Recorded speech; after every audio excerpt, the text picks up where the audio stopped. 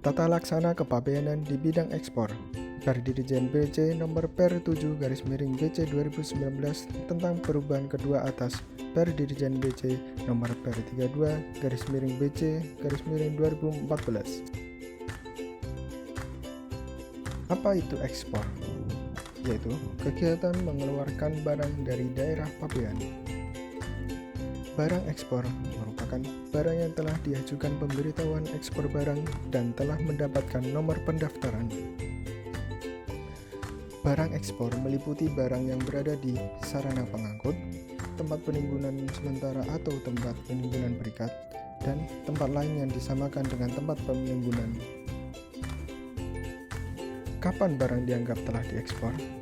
Yakni ketika barang yang telah dimuat ke sarana pengangkut yang akan berangkat keluar daerah pabean dianggap telah diekspor dan diperlakukan sebagai barang ekspor.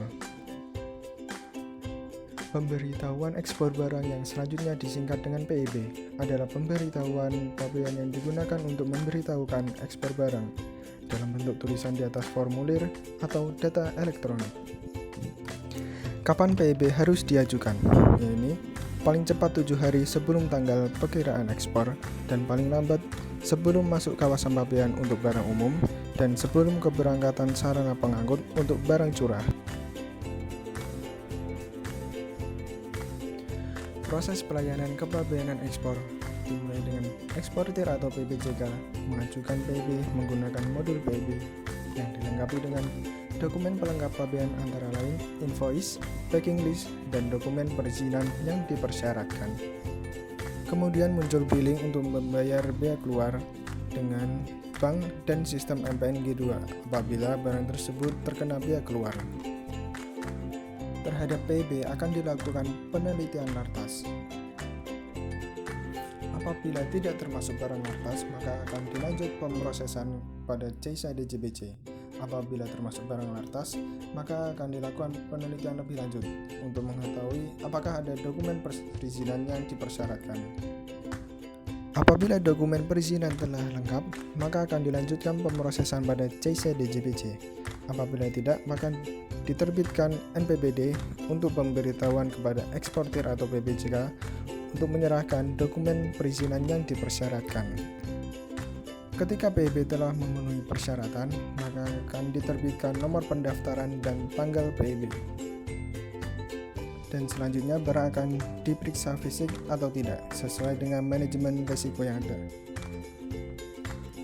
Ketika semua sudah sesuai, maka akan diterbitkan nota pelayanan ekspor sehingga barang bisa dilanjutkan untuk diekspor.